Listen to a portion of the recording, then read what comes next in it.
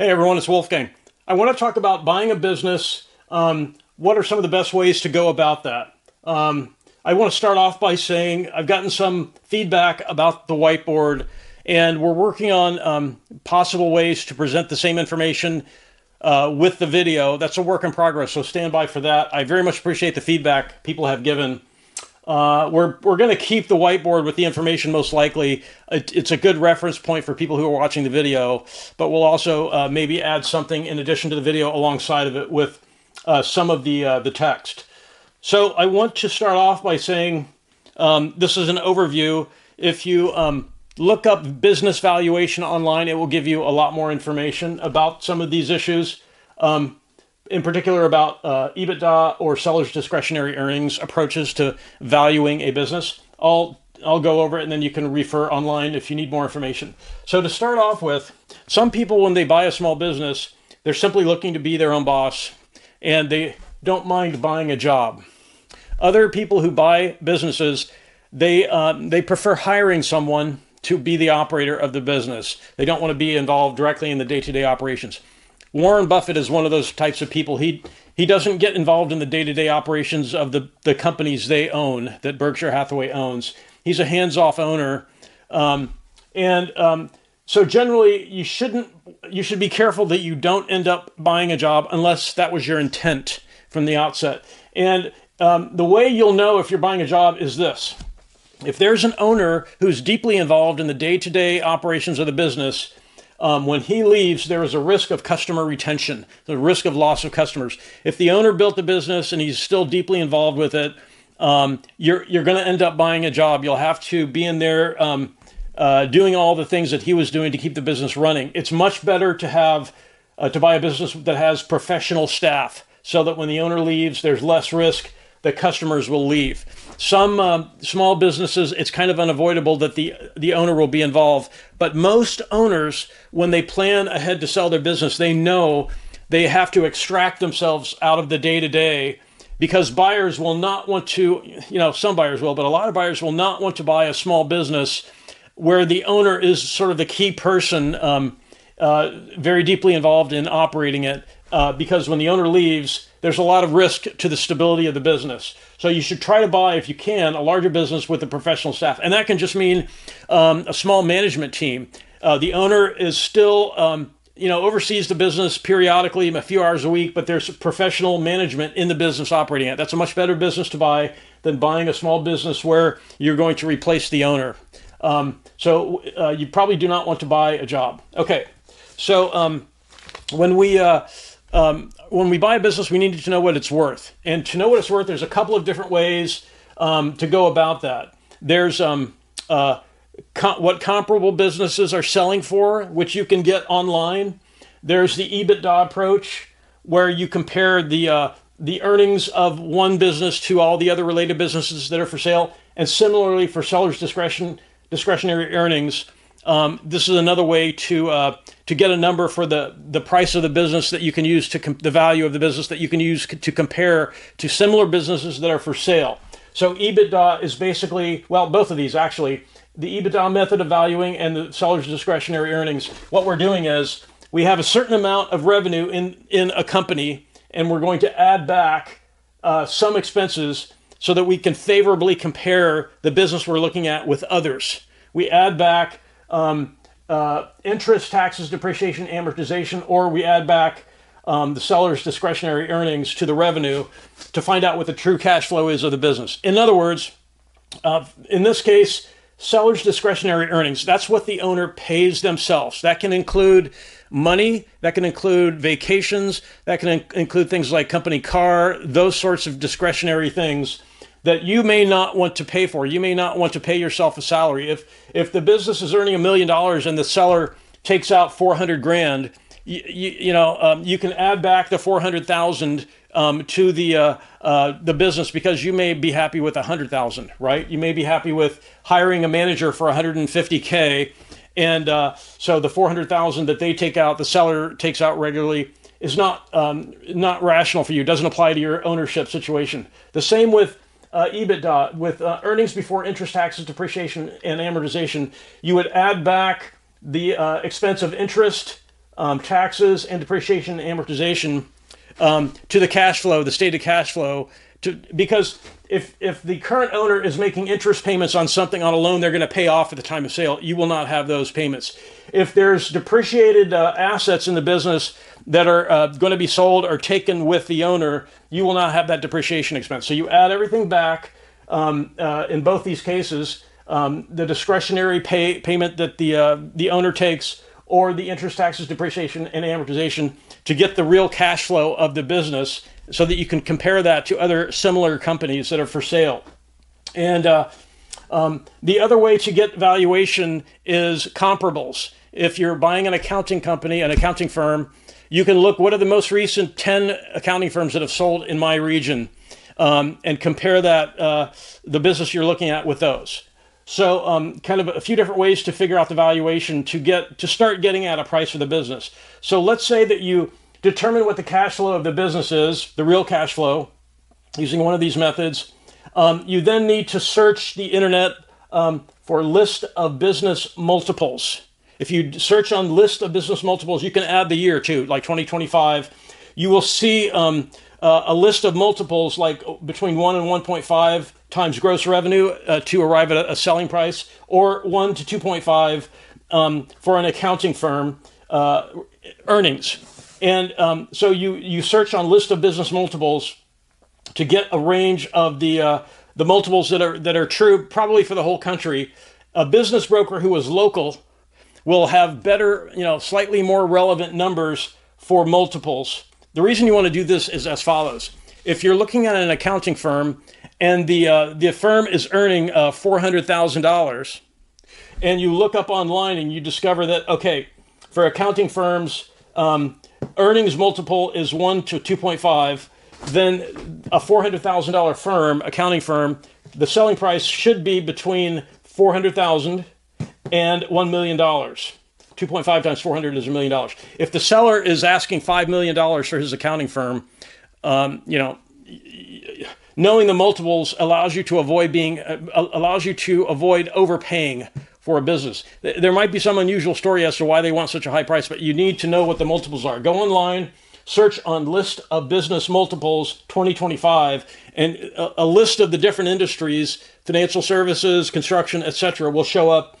They will usually have two columns. There will be a column for the gross revenue multiple. They'll have a different column for the earnings. Then you just apply that to the cash flow of the business to know what a reasonable selling price is. So we're getting closer to what a reasonable selling price is. So there are regional price differences.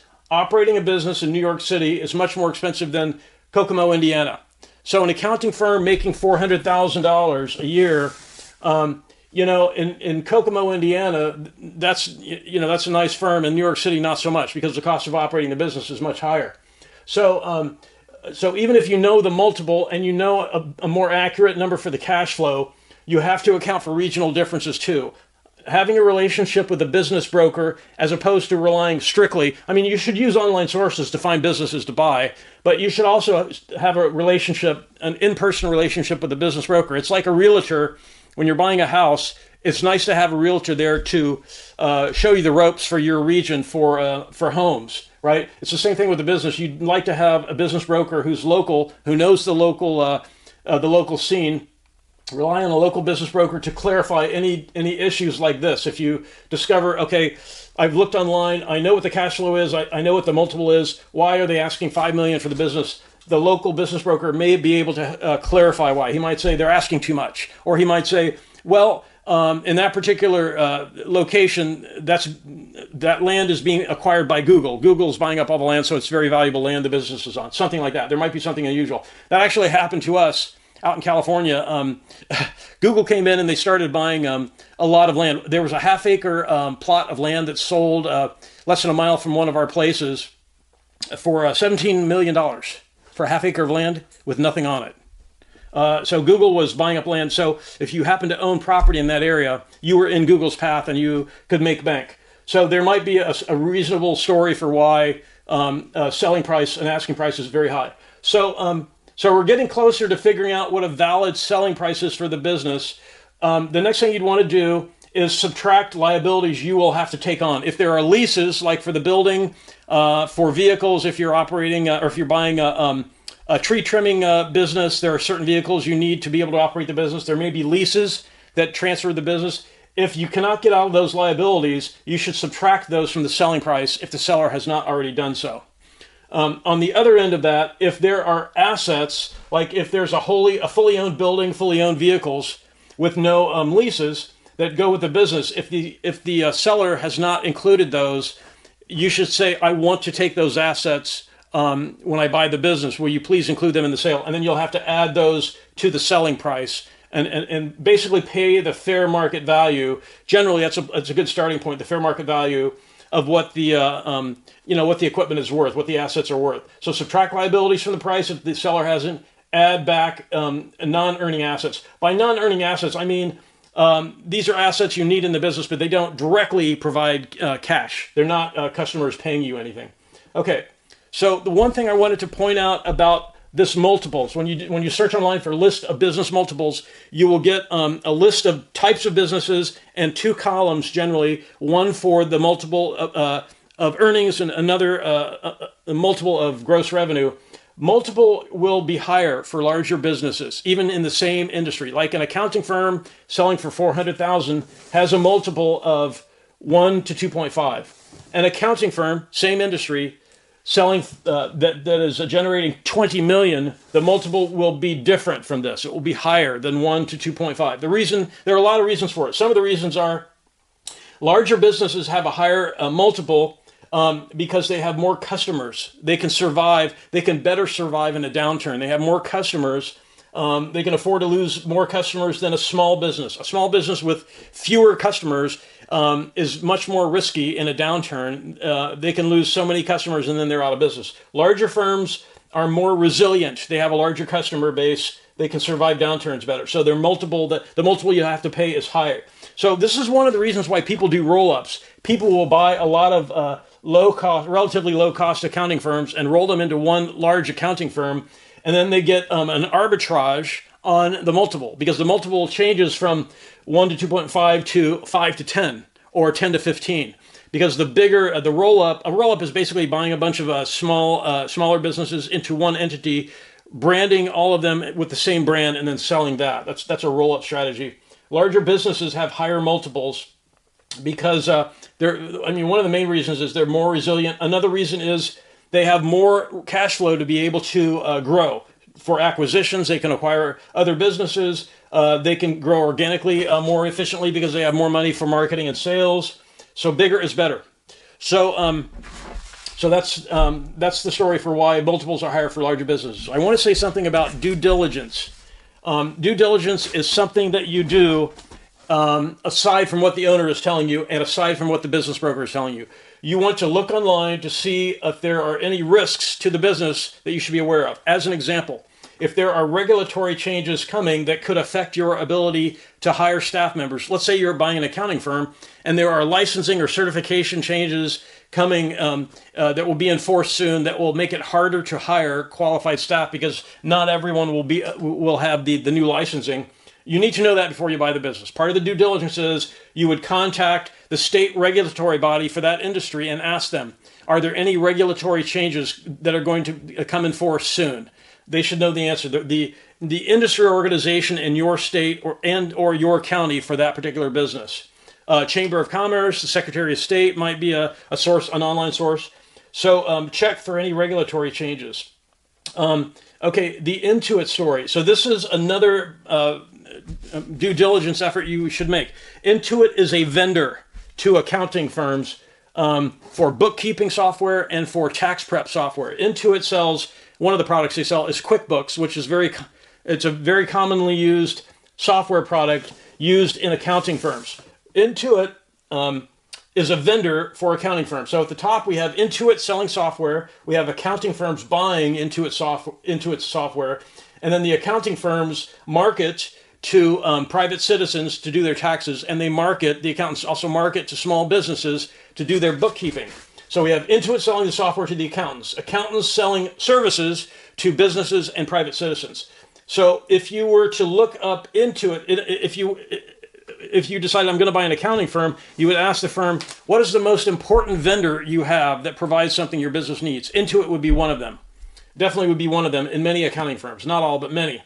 You would then say, okay, Intuit, I'm going to look up and see what they're up to. If you looked into this now, you would find the following. Intuit is selling software to accounting firms, but Intuit has begun a new line of business where they're competing with accountants. They're selling accounting and they're selling bookkeeping, they're selling tax prep services to the customers of their customer. So Intuit has decided, okay, we're going to sell software to accountants and we're also going to market directly to our customer's customer. So Intuit, the vendor, is stealing the food off the table of their customers. So this is not a good story. This is kind of a tragic story. I don't understand why executive team at Intuit would do that, because that will cannibalize their software business, because Intuit was selling software to accountants. Accountants are not going to buy software to someone who's competing with them for the same customer. So the only thing I can think of is that Intuit is seeing a decay in their software business, maybe because of artificial intelligence. I don't know.